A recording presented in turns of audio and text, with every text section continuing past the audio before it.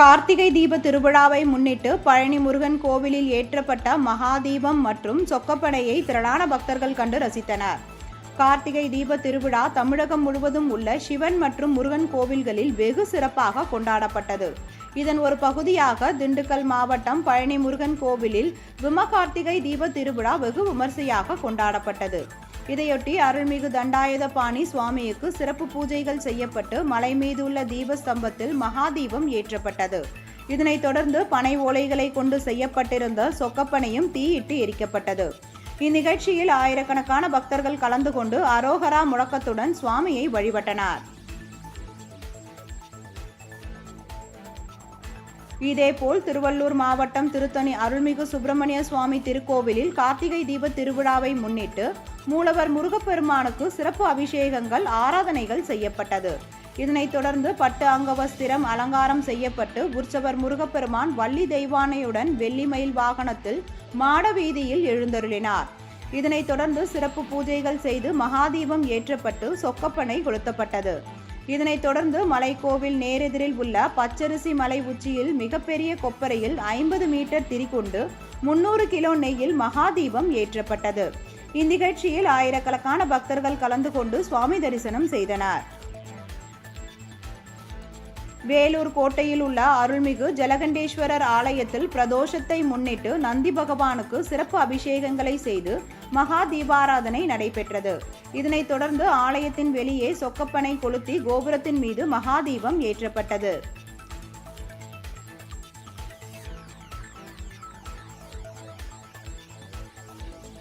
செங்கல்பட்டு மாவட்டம் அச்சுரப்பாக்கத்தில் உள்ள பழமை வாய்ந்ததும் சின்ன திருவண்ணாமலை என்று போற்றப்படுவதுமான அருள்மிகு மகரதாம்பிகை உடனுரை பசுபதீஸ்வரர் திருக்கோவிலில் கார்த்திகை தீப விழா வெகு விமர்சையாக நடைபெற்றது. இதையொட்டி மலை மீதும் மகாதீபம் ஏற்றப்பட்டது. இதில் ஏராளமான பக்தர்கள் கலந்து கொண்டு அண்ணாமலையாருக்கு அரோகரா என்று பக்தி பரவசத்துடன் சுவாமி தரிசனம் செய்தனர்.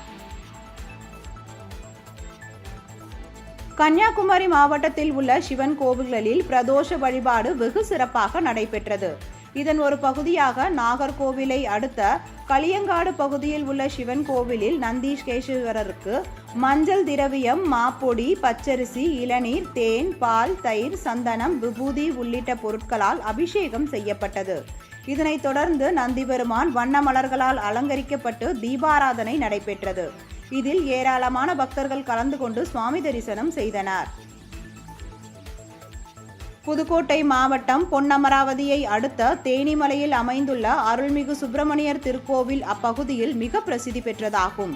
இக்கோவிலில் கார்த்திகை தீப திருவிழாவை முன்னிட்டு பெரிய கொப்பரையில் நெய் மற்றும் தீயிட்டு மகாதீபம் ஏற்றப்பட்டது. இதில் திரளான பக்தர்கள் கலந்து கொண்டு சுவாமி தரிசனம் செய்தனர்.